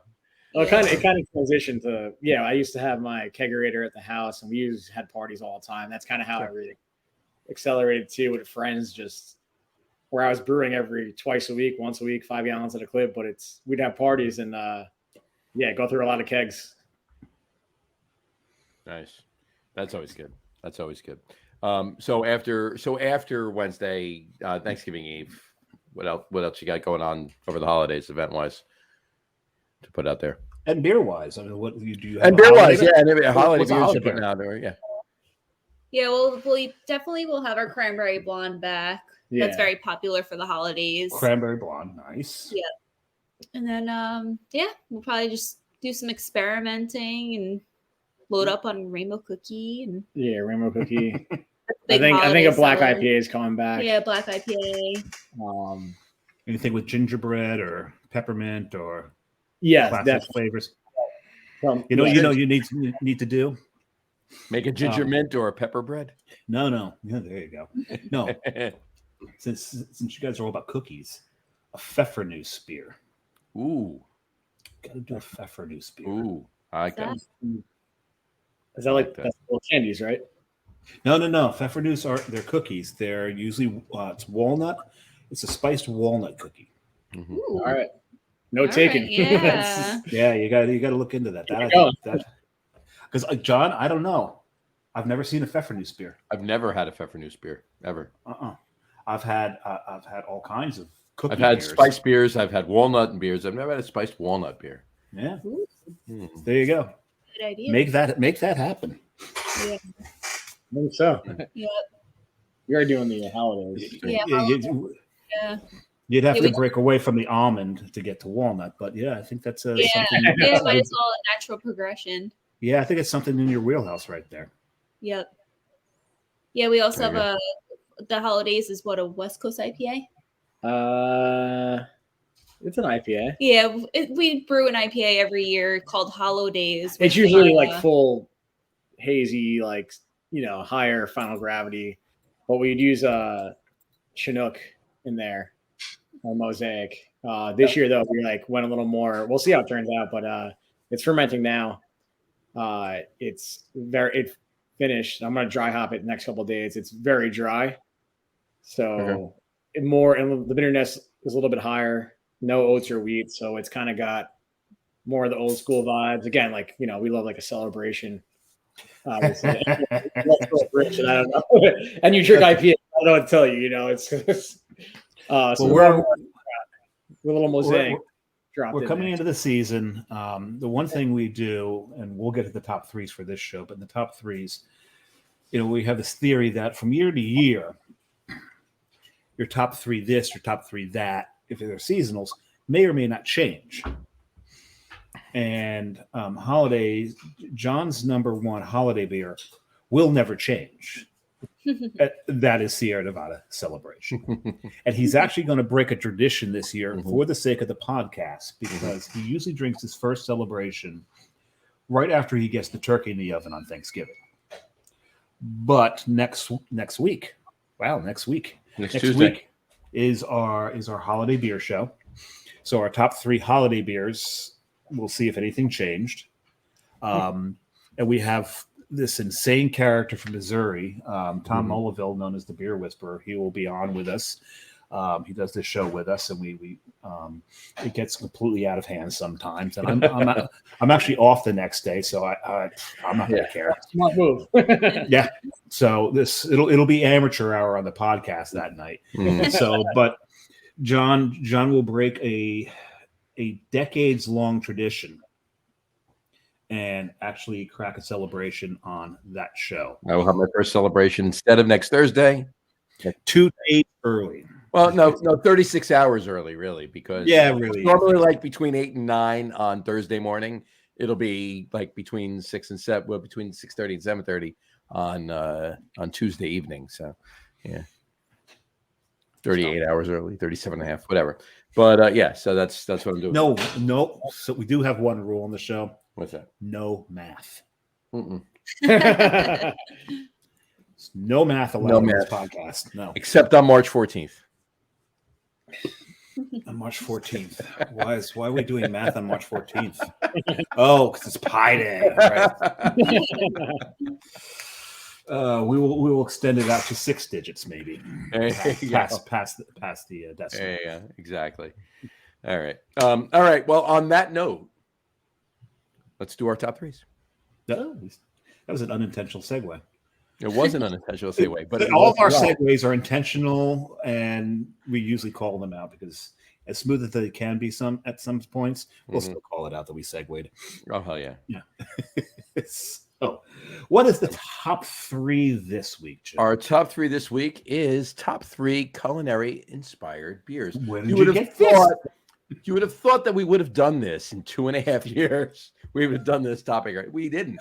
We've done beer pairings. We've done beer pairings and in a couple of different ways too, but we've never done culinary inspired beers. So. Right. One of my suggestions to John was top 3 Monster Manual monsters we'd like to transform into, but he thought that'd be a little too geeky. It's like it's a little very nerdy. I wanted to try to explain to our viewers. He texted me. He says, since all 4 of us are former D&D players, we should do that top 3 list. I'm like, well, we could, but we haven't done an actual beer. We haven't done a beer related one in a while. Several weeks. And I was really looking forward to explaining to the viewers what a beholder is. So yeah. Well, you have the floor. Go for it if you want to. No, I'm not going to go into that now. You said it was too geeky. You hurt my feelings. Move on. I didn't say geeky. I didn't think geeky. Oh, nerdy. You said nerdy. I said nerdy. I said nerdy. Yeah, exactly. I will never call myself a geek. Nerd, that's fine. Yes. Wave the nerd flag proud. Exactly. All right. So, like I said, top 3 favorite culinary inspired beers, and anything goes. It doesn't matter what brewery it's from. So, which is rare for us. We usually exclude the brewery that's on the show. Exactly. But we're not going to tonight. We know that there is a thin crop. Right. There's not a lot of breweries doing this. It's very true. Very true. All right. So, Melissa, have at it first. Give us your top 3. My favorite of all time is from Burlington Beer Company. It's called Roadside Bandits. It's a blueberry pancake milkshake IPA. It's very interesting. It's a little sweet, but it's definitely in my probably top 5 beers of all time. Really? Yeah. And then as far as going a different route, sours, the acai from Dubco, Destination Unknown. We talked about them a lot this show. But they make an acai bowl inspired sour that has that's neat. Yeah. With granola, it's very good. It's really good, yeah. And then another one from Destination Unknown is their strawberry donut IPA. Very good. Strawberry donut. You had me there, and then you went. IPA. Yep. That Right, It's a milkshake with milkshake IPA. lactose. Yeah. okay, milkshake IPA. Now it makes Yeah. sense. Okay. Yeah. Right. They did Because that you're thinking, okay, so we're going to dry hop this with pounds and pounds and pounds per barrel of Simcoe. Yeah, that's not going to work. Yeah. Okay, yes, so it's a strawberry donut milkshake IPA. Yep. Gotcha. Cool. That's great. I didn't even know Burlington. I haven't heard of the acai bowl one. I've actually heard of the strawberry donut from Dubco. But the Roadside Bandits, I never heard of that from Burlington. And I That's love awesome. love Burlington. As far as I know, they haven't made it in a really long time. Every time, They did some variants. But yeah, they do a couple different variants of it, but the one that I had, I can't seem to find ever. it's like a strawberry shortcake. Yeah, strawberry shortcake. That's awesome. Yeah. That's awesome. All right, Ryan, have at it. So the Wells banana bread from 10 years ago. That's a good call right there. That didn't even 10 years occur ago to me. Mm-hmm. Yeah, things have changed a little bit, have they not? Now it's just I don't even know. And do you think it's since they started canning it, or? Well, I kind of like went down the rabbit hole. They sold off the name and the beer to different company. Did you ever make a black and tan with Young's Double Chocolate Stout and Wells Banana Bread? That is an amazing thing. No, but that's And the thing is, you're not probably ever going to get the same result that you could have 10 years ago. No. Yeah. No. It's not. It won't be the same. It won't be the same. Because Wells made before that all happened. Wells made they made that figgy pudding one too. Yes, they did. Yeah. That was, I can't say it was one of my favorites, but it was, I just loved the effort and the thought of that beer. Mm-hmm. But very cool. Anyway, continue. I didn't realize the list. Top three. Melissa gave 3. Warlock. Yeah, Pumpkin a couple years ago. Warlock. What? How many shows ago was it, John, that Warlock made my top 3? What was our pumpkin show? Was when we did the pumpkin show. Was the first show in October we did. Yes. So that was over a month ago. It was over a month ago. Yeah. Yeah, it's one of the few pumpkin ales I actually like, and it's my top 3 pumpkin ales this year did not change from the year prior. It did not. The order may have possibly changed, but I think I told you I had a pumpkin ale that may change next year if I can remember what that beer was. Mm-hmm. Do you have another, Ryan, or are you gonna? And this right here. That is There you go. there you go. That is a fantastic beer. That's a fantastic beer. A little not on the not sweet side of Yeah, That's a good beer. That's a very good beer. It really is. It's a shame we didn't. It's a shame we didn't know them. We should have invited them last. If we knew him last October, we would invite him to the beer dinner we did. Oh my God, that was such a with those beers and the pairings that we did. That was good. It was good. Yeah. So That was a lot of fun. It was. Anyway, Samurai. So John and I rarely stick to 3. We usually go to 4 or 5. I think I have 7. But what I'm doing is I'm actually going by course.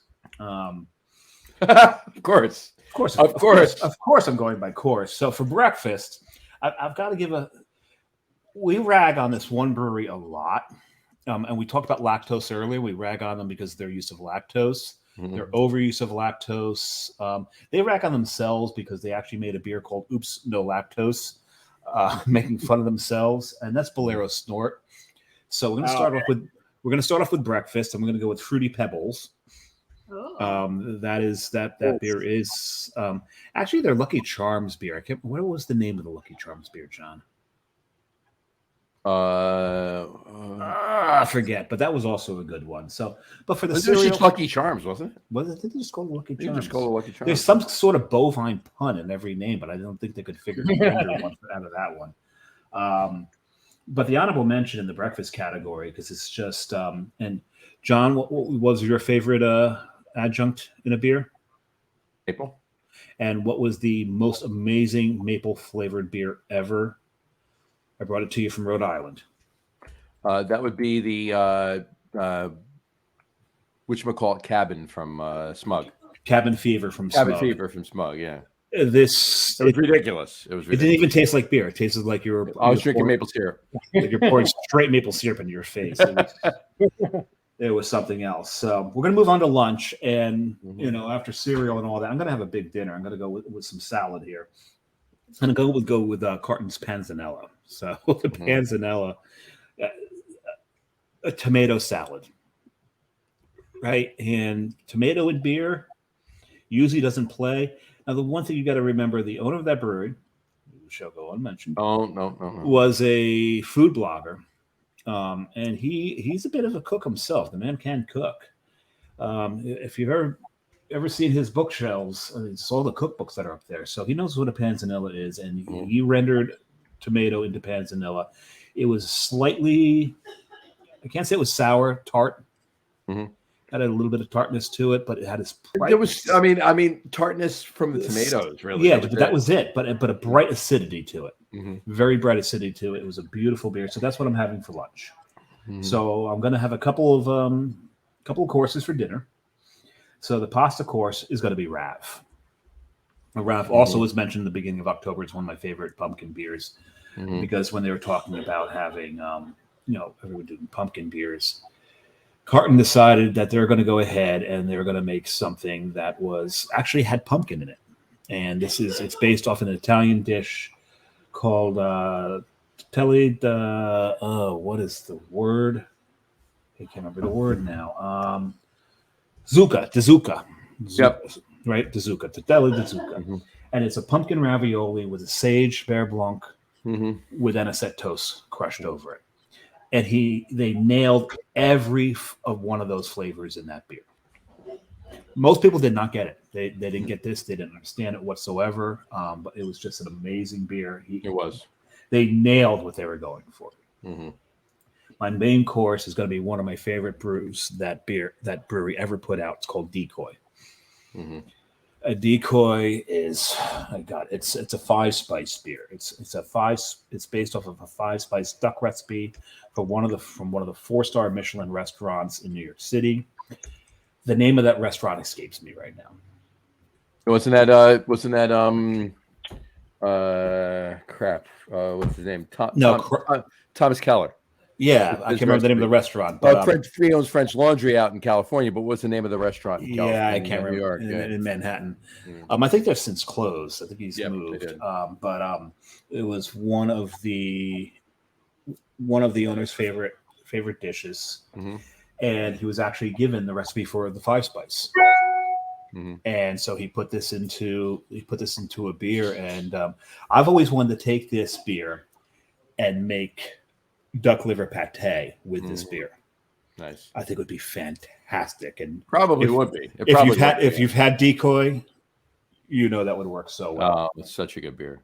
So now I'm on to dessert. And we're going to stick with the same brewery. If we're going to go, I want a Sunday. So Carton did a beer called Cosmonaut, which was a milk stout where they dry hopped with astronaut ice cream. Then they decided to bring it to 11, and they put it in rum barrels. No, it goes to 11, right? Yeah, because it went to 11. They put it in. They aged it in rum barrels. No, was it rum barrels? Yeah, it was rum barrels with on wet walnuts and maraschino cherries. And they called it Sunday, and that is just a fantastic beer. And then just because you got to finish every meal off with a mint, Southern Tier is fat mint. There's so many beers that are modeled after Girl Scout cookies. And to me, this is the only beer that absolutely nailed it. This tastes exactly like a Thin Mint. And I'm not a big fan of mint and beer, but this beer was amazing. So I've had my meal for the day. Quick honorable mention on that one, though, would be sure, throw another one in there. What was it? Gilded Lily? The white truffle. Can you just stop talking? Because then I have nothing to say on my list.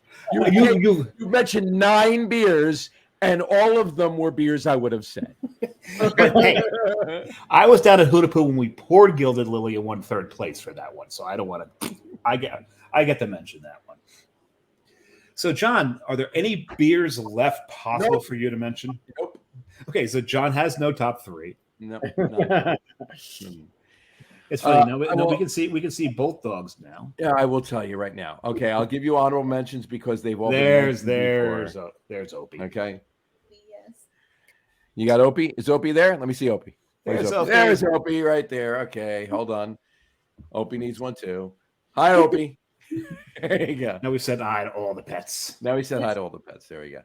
All right. So of all of them, I'll just give you three that were all mentioned before, and that's Wells banana bread from Ryan before he said it, and Cabin Fever and Panzanella. I'll mention those. And Decoy and Cosmonaut and Thin Mint and all of them, but I'll mention those. So, Fat Mint, right. So my three, fortunately, I'll give you three that were not mentioned. Okay. Is it going to be one of the Harpoon Duncan beers? No. Okay. Good. All right. So number three is going to be I mentioned it before, figgy pudding from Wells. All right. So I'm actually going in reverse. Well, not really, because I got dessert, a snack, and dessert. So figgy pudding from Wells. My number two is going to be a beer. I just see what really quick before I continue. I just put a list of a bunch of beers that I will use as my top three, and I'll mark the ones that I really want to use as my top three, but I'll put a bunch of others because I know inevitably at least one, if not two, or all three are going to be taken by Dave before I go. Usually, yeah. And I keep offering him. You can go first if you like, but yeah, he didn't say it tonight. He likes to be the anchor, right, and bring it on home. So next week I go first. Actually, it doesn't really matter next week, right? Because we know what my number one's going to be. So we already know. Anyway, so my number two is going to be another carton beer. It's going to be a trail mix beer that they've done, and that's Gorp. And Gorp stands for Good Old Raisins and Peanuts. That's trail mix. And what's funny is it says Good Old Raisins and Peanuts, but there's always M&Ms in it. Always M&Ms in it. Always. So there is chocolate in this beer. Mm-hmm. So Gorp is a very good beer that they've done, and again trail mix inspired.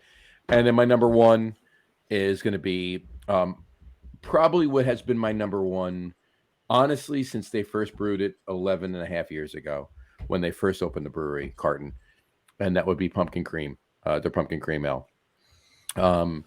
They the aforementioned person, and I almost said his name, was close. Said that he doesn't like pumpkin pie, so he doesn't like the pumpkin pie inspired beers with the cinnamon and the nutmeg and the allspice and the cloves and everything else, but he loves pumpkin soup.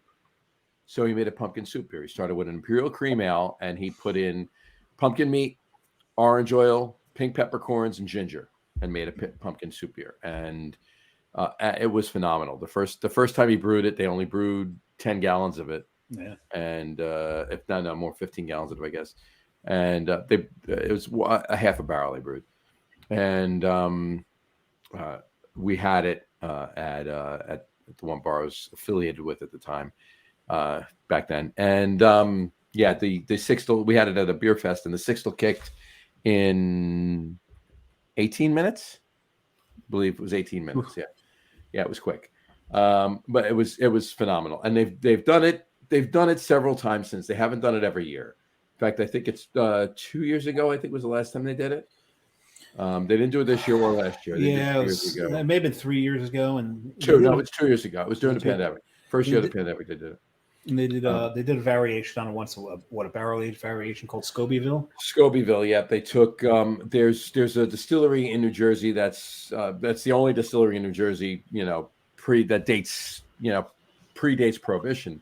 Laird's. And that's the Laird's Brewery in Scobyville, basically the Scobyville section of Freehold, and they make an Applejack, and they went out and they got Applejack barrels from Laird's, and they aged the pumpkin cream in it in the Applejack barrels, and they called it Scobyville, and it was phenomenal. It was really good.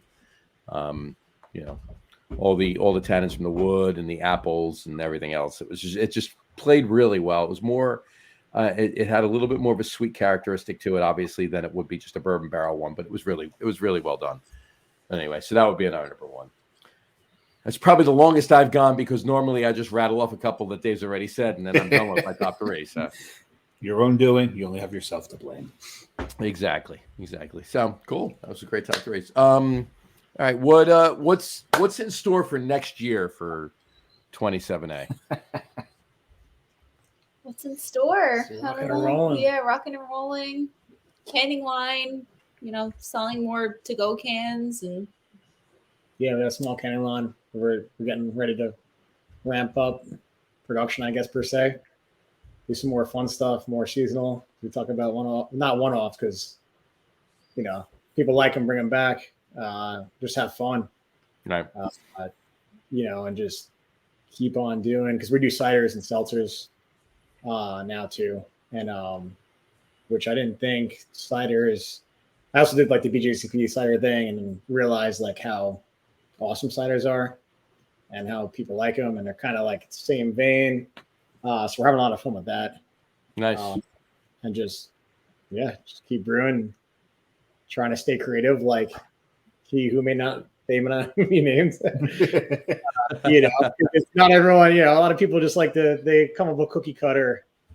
Let me just do this because that person's doing this, and that's not. If you keep doing that, there's no fun anymore.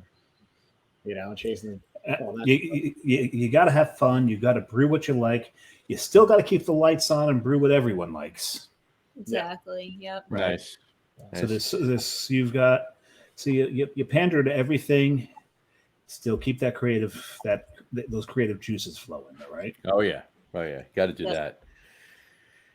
Hey, you know what? In this business, pandering is fine because. I mean, it really is, because damn well there's at least one person out there that's going to like the beer, and hopefully it just spreads from there, right? So that's fine with me. Really quick, I got a couple other things for you really quick before we go there. We got our buddy from England weighing in. Lord's Brewing Company. How are you? Hey, how are you guys? We're good, John. How are you doing? And he also just said, what's going on and why is the chat so quiet? Well, because everyone's enthralled listening to what 27A does. Exactly. And I think it's also because Augie wasn't on. Oh, crap. I just said his name. Why the hell would you do that? That's now 3. Now, there he is. He's on. God damn. Boy, do you guys like a stupid joke. What's up, gentlemen and guests? Augie, Ryan and Melissa, Ryan and Augie. Hello there. Ryan and Augie. Ryan and Augie. Ryan and Melissa, Augie. That Scotch ale's hit you now, hasn't it? So we're drinking strong beers tonight. John is. What do you think I'm drinking? Hope boat. There you go. You would have loved it. I did a beer fest this weekend out of Maryland. You were Burley Oak. You were down there, right? Yeah, it was awesome. But as is typical for my behavior, we got so much trouble Friday night till 3 a.m. with the heavy rail guys and Eric and all those guys from all over, that anything stronger than boat was going to destroy me. So I spent 5 hours standing in the sun on Saturday just drinking, slowly sipping boats. That would explain why you're red. Back to Jesus. How's everybody doing? What are you guys talking about? Well, we just got our top threes. John, what was the top 3? The top 3 was top 3 favorite culinary inspired beers. Oh, something that you might have a kin to. I've done that once or twice. Yes. What were the answers? Does everybody remember what they said, or have you drunk it away? I can tell you right now. Ryan's number 1 was rub. Oh, thank you. Dave's number 1 was Decoy, Rav, and Cosmonaut, and Sunday. That was his number 1. Cosmonaut is Sunday, so and Panzanilla. Panzanilla was your number 2. I put so okay. And my number 1 was pumpkin cream. Oh, So those are carton beers, though. Yeah, well, there's not a lot of breweries out there. So 27A is a culinary inspired brewery. Oh, fun. Right. So Ryan, explain a little to Augie what your what do you do there? Us? Oh. Yeah, Ryan. Is there another Ryan on the call? I'm trying to keep track. Yeah, so we brew super small batches of beer, and we kind of play on culinary inspired, mostly dessert inspired. So we have a rainbow cookie stout. Fun. We do like a couple different variants of our blonde ale. So right now we have a pumpkin pie. We do cranberry for the holidays. Raspberry macaron. So that's raspberry and almond in a blonde ale. So it's almost the rainbow cookie. Don't take this wrong, but isn't that a 3-color cookie? Yeah. Yes. That's the whole thing. You went out, I don't have the rest of the stout. Isn't that the same beer twice? Oh, one's blonde, one's a stout. I'm sorry. Got it. Yeah. Exactly. Yeah. So you get it already. Yeah. Sorry, I'm the kind of guy to be like, are you fucking kidding me, dude? One's been in a bourbon barrel and one's been in a cognac barrel, so fuck right off. I get that for sure. There you go. Let me ask you a question, because I don't know if anybody saw it. Aaron Goldfarb called me up like 3 weeks ago at like 8:30 in the morning and was like, so what do you think of amaretti syrup? And I was like, I'm happy to answer that question. And as anybody's ever talked to me, we went on for about an hour and a half. And I talked about, my original feelings on it, my changed feelings on it, my then again changed feelings on it, and my feelings on it now. And as always happens with an interview like that, I don't disagree with anything I said, but what I think I say that's the key of the topic is never what the other person picks up. And I always learn lessons from these things. And the big one was I've got to stop saying fuck, because people who write articles have to do the F* asterisk K thing. And when you read it written like that, it always sounds like an angry curse. You know what I mean? So at some point, I can exactly remember the quote in my head. We were talking about something. Let's just say we were making your 3-color cookie stout. 10 years ago, it would have been, how do I make the cookie? What ingredients in the cookie are in the beer? If I strip them out, let the beer handle those ingredients, what do I add? And that growth is, okay, I can use some of these flavorings because they work and they're great in concentration. They don't dilute and they don't fuck shit up. But if you use too much of them, you make it taste just like a cookie and not like a beer anymore. And I feel like I owe it to still be beer rooted. So that's the thing. And then you go through all that, you make the beer you think is perfect, and half the world tells you it's not cookie enough, and the other half tells you it's too cookie. And then you taste somebody's cookie stout, let's just say Bolero or Magnify in my neighborhood, who literally have just poured 3-color cookie flavoring into a beer. You taste and you go, fuck, I should have done that. And then they write it as fuck, and it's like you're mad at them, and I'm like, fuck. It's like the realization moment of fuck, and not be like fuck. So I've got to learn to stop leaning into fuck for my declaratives. Right. So this has not been a conversation on cookie brewing. This has been a conversation on expletives talking. So. Yeah, well, that's me. I think the most important rule for a podcast is if you have the conversation you intended to have, it was an interview, not a podcast. Exactly. Absolutely. Exactly. And anybody who has ever hung out with Augie know that most of our arguments tend to be semantics. Yes. You might think we're arguing about something else entirely. It's almost exclusively about semantics. Dave, most of your conversations with most people tend to be about semantics, so it doesn't matter. Yeah. Well, you say most, but I would say a lot of. Yeah. I see where you went there. Fuck you guys. Maybe a anyway. F* asterisk exclamation point. So let's talk about that. Let's talk brewer to brewer. So, when you're all right, so I talk about there's obviously when you've been doing this for a dozen years, there's phases to it. But at the beginning, even when I was brewing, just trying to figure out boat beer, the reason I think boat beer is different than everybody else's session IPA is because I wasn't trying to make a beer smaller. I was trying to build a beer from what I call the kitchen. We're okay without the alcohol. We need mouthfeel. We'll put wheat in it. Wheat's going to make it hazy. Is that okay? Back then it wasn't. Now it is. What are we going to do? We need all the hops and the dry hops, but if can't not have bitterness, but how much do we reduce the bitterness with that amount of alcohol? We do all that. But I always thought about building things up from kind of the four things your tongue feels and then the aromatics. So as I got more experienced in brewing, it would then just be stuff that was like, you read better beer books like, I'm not thinking of one right now, but any of them, The Audacity of Hops or something. And somebody talks about some flavor in a beer and it's, I don't know, it's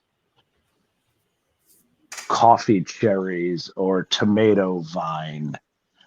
And then you're eating a dish and you taste those things and you're like, wait, this exists in a beer. How do I put these two things together? And then you spend, 6 months working out a way so somebody can be like, it doesn't really taste like cookie soggy. Have you guys been loving that torture, or are you still new enough to that it hasn't made you crazy yet? Yeah, torture is a real word. No, I just most people get it, sure. Well, then I'm moving to Long Island at the end. I tried to get the end goal per se, and then had to build the beer from that to that with the the ingredients, and then we're all Kvike right now, so kind of just rolling with that. I'm still listening, guys. Sorry, I paused the TV to make the call, and then the Crucible had just come back on in the background. I was wondering what you were watching. I thought my house was haunted, and I was like, "It's not. Not after Halloween." Anyway, sorry. Go on. Please start again. Sorry. Oh, just that I think about the end, what people want to taste per se, and then kind of build your backwards from there. Just because I make them super approachable, but still you can kind of like it's not pastry mode. Final gravity super high.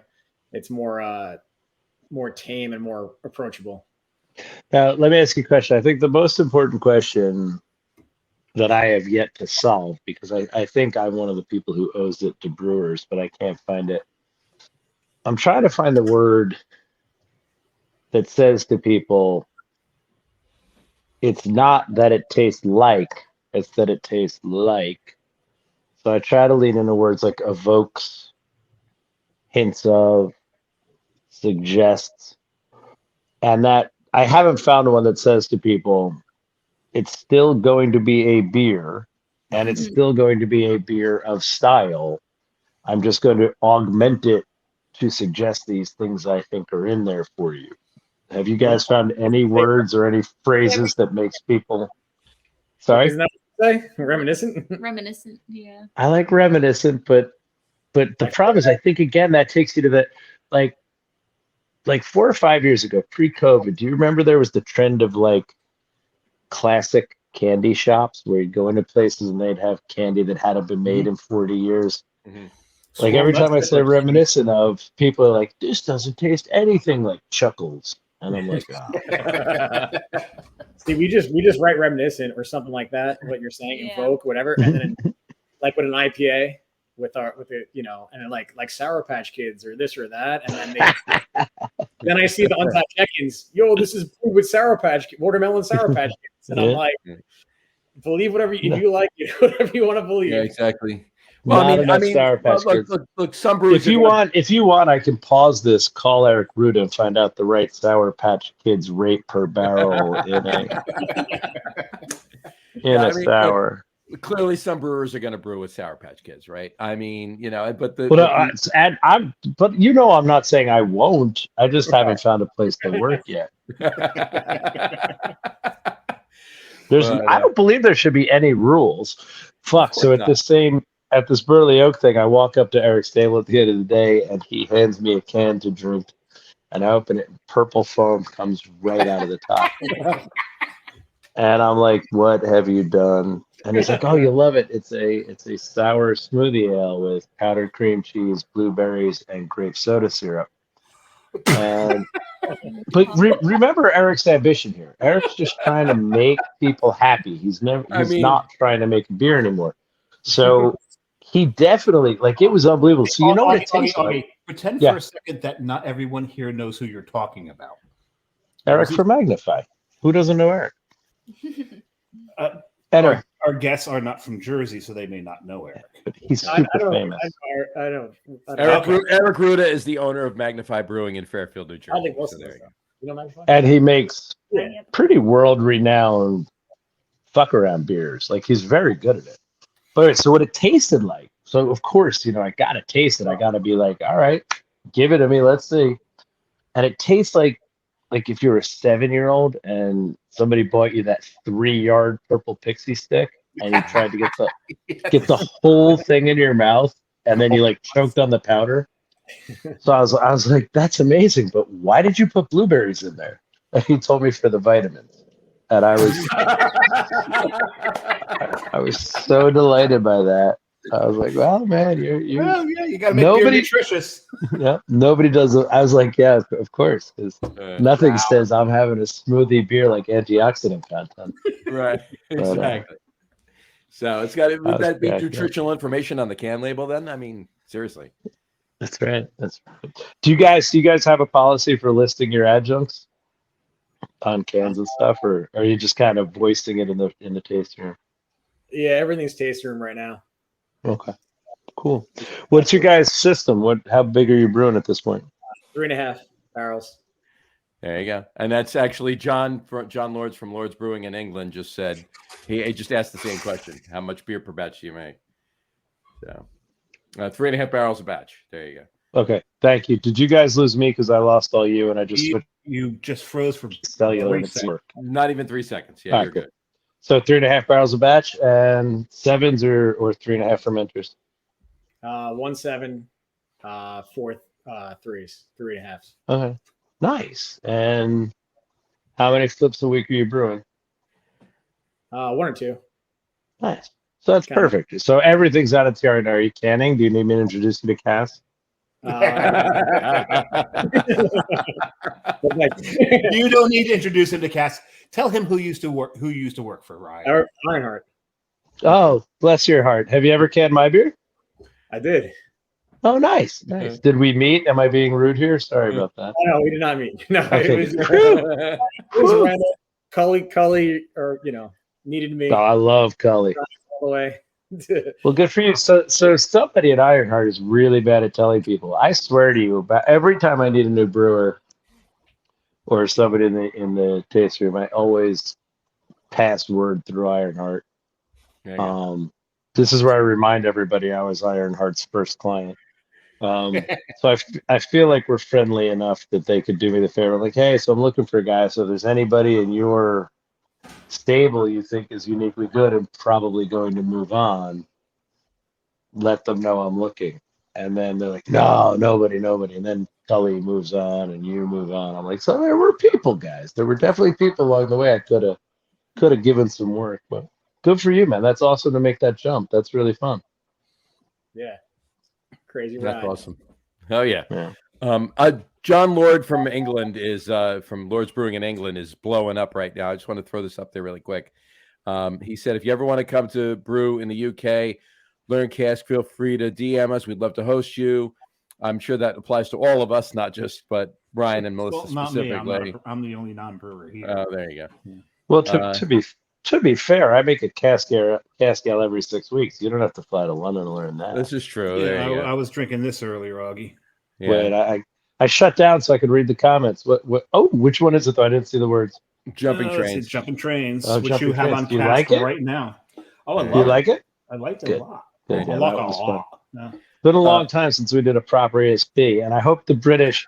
So ask whoever's in the comments from England, do they get the jumping trains joke? Since I did make a British beer of style and called it jumping trains. John, do you get the jumping trains ESB joke that was in the idea for naming that ESB that Augie brewed for that? Anyway, he also said, answer that. He also said everything's subjective in beer. Everyone has a different taste profile. I think if you can make sure your quality is high, most people will enjoy it. There you go. And he said, Ryan, to you, he says, great starting point for the 3.5 with the 7s and the 3.5s.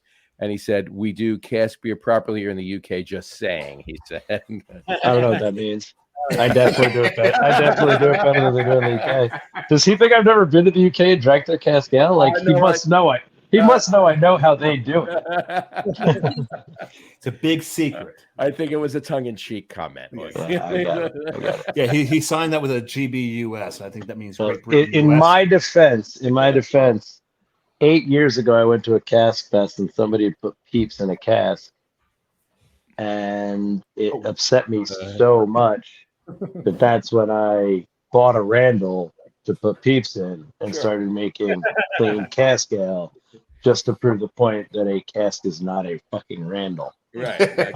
Cask is not a Randall. No, not at all. So to be fair, I understand the joke he's making, but casks are not fucking Randalls. No. So anyway. He's never heard of jumping trains. Oh, he says, Augie, our cask would be better than yours. Jumping trains, never heard of it. Bring it on, motherfucker. Game on. I'm perfectly willing to cask off. Cask off. Let's do it. Anyway, jumping trains, he's never heard of it. What was the joke? Go ahead. So jumping trains was a Britishism, actually very popular in the 80s. So in America, when we call somebody a poser, you know what I mean? Like you were pretending it's somebody else's thing. It's a Cure song. Oh, it's a bunch of songs. It's a Cure song. It's in a Who Sings Pretty in Pink? Yep. Yeah. It's in one of their songs. It's just a Britishism for being a poser. But since I like to bend style a little bit, we want to take it authentic. Pretty in Pink is Psychedelic first. Psychedelic first. Throw this Psychedelic first. Yeah. Yeah, I gotta throw this up. He says, "Come on, Augie, let's have you." Let's have it, you slag. I can send you some cans. My wife's actually over there next week, so I'll just drop some cans at Heathrow. Go pick them up. There you go. But anyway, what was I saying? But yeah, so jumping trains was that. So I said, well, we're just going to exactly fucking copy an ESB.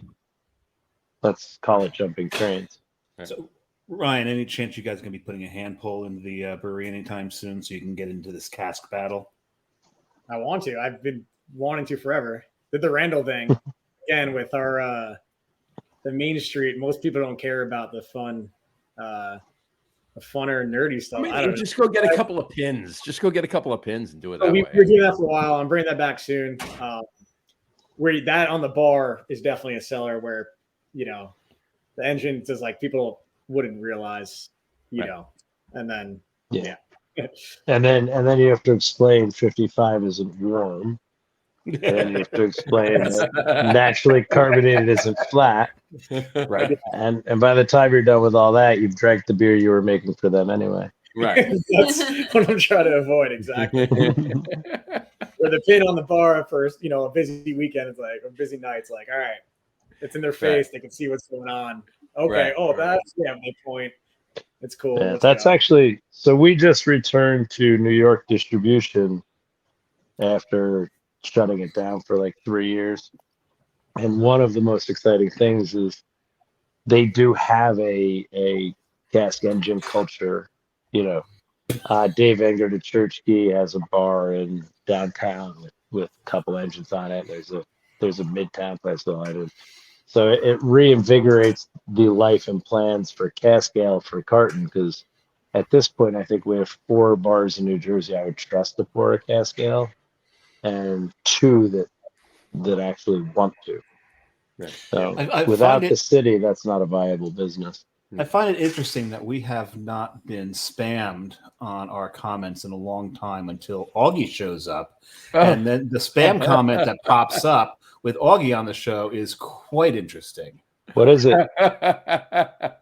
We're not putting them up. No, we're not. No. We're not going to put it up but we will read what the best adult dating site. Ooh. So there's three of them. There's a best adult dating site with a red heart, a pink heart, adult dating site with a black heart. And then if they knew me, there's only one color for that. Oh, no. I think the last one's for you. A best adult dating site with no heart. No, I want the one with the orange heart, obviously. Of course. Obviously. You screw it, adult dating. Orange. Yeah, exactly. What's it called? C21, C19, C19, something like that. So. All right, y'all. Very nice talking to you. Nice to meet you guys. Come down to Jersey, drink some boats with me. I am going to go put my kids to bed.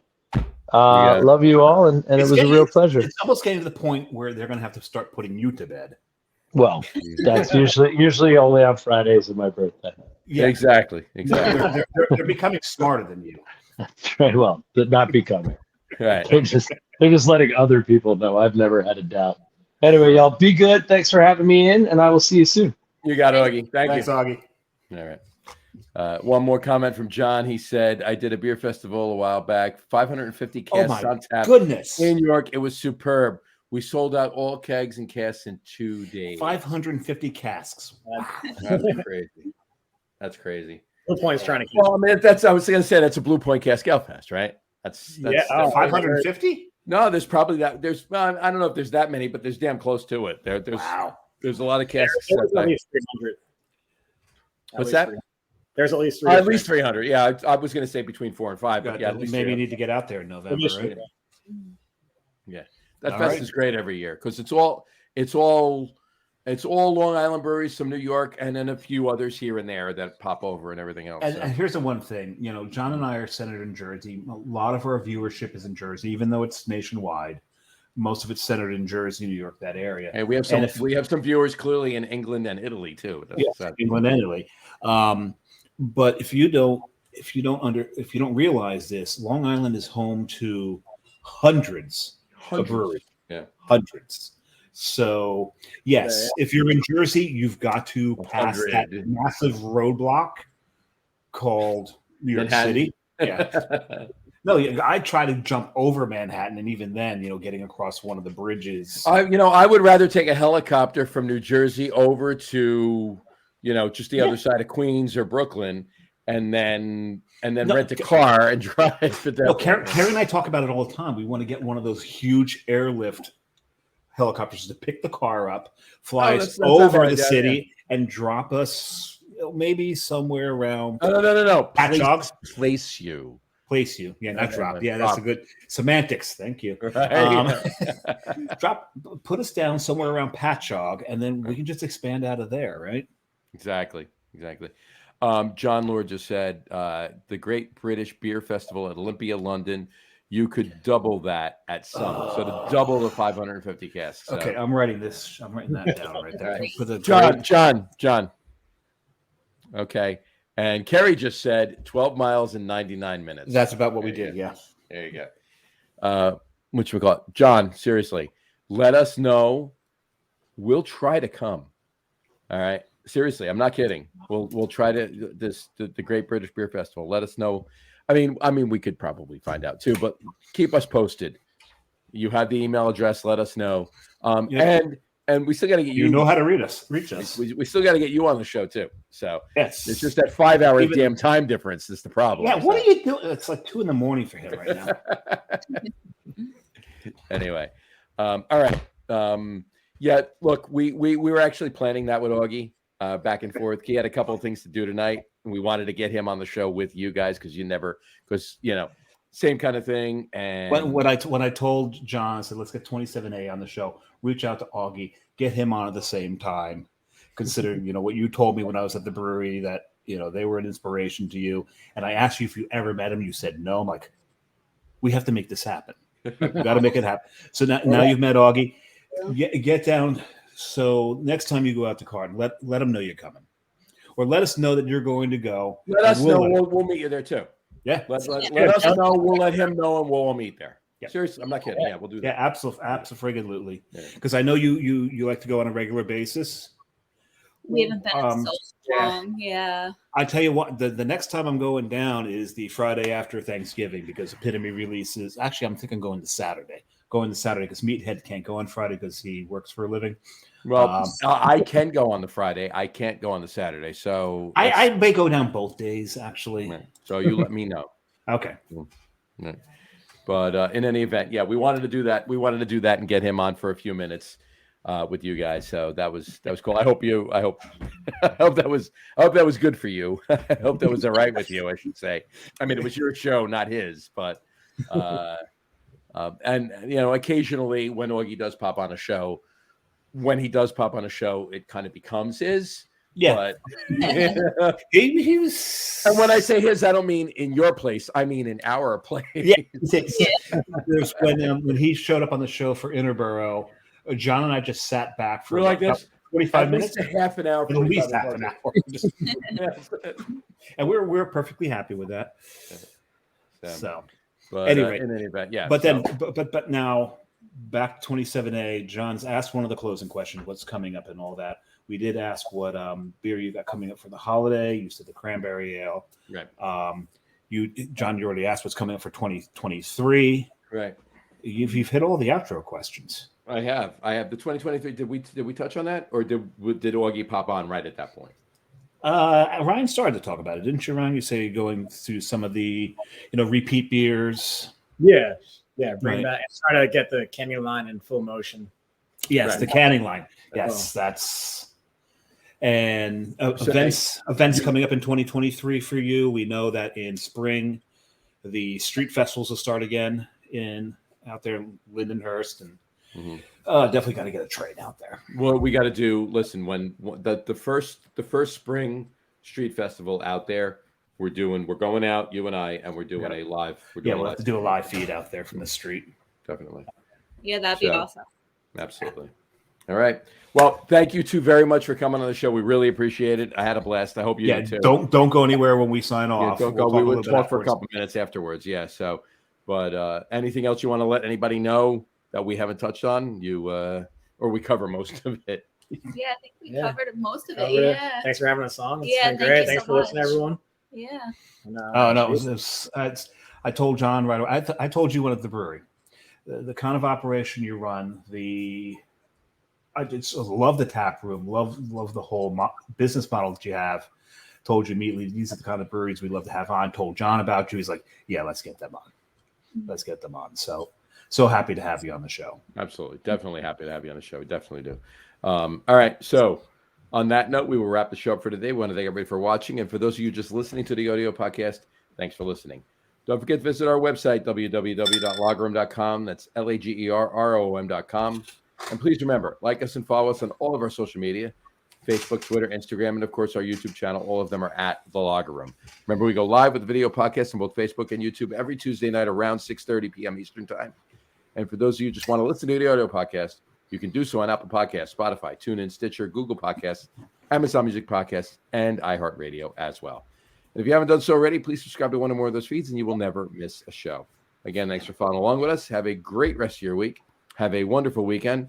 Guys, Ryan, Melissa, thank you so much for coming on the show. We had a great time. Thank you. Time. No, thank you so much for coming on the show. Appreciate it. Have a great rest of your week. Have a wonderful weekend. Drink a lot of beer, but drink responsibly. And we will talk to you soon, folks. Take care. Cheers. Cheers.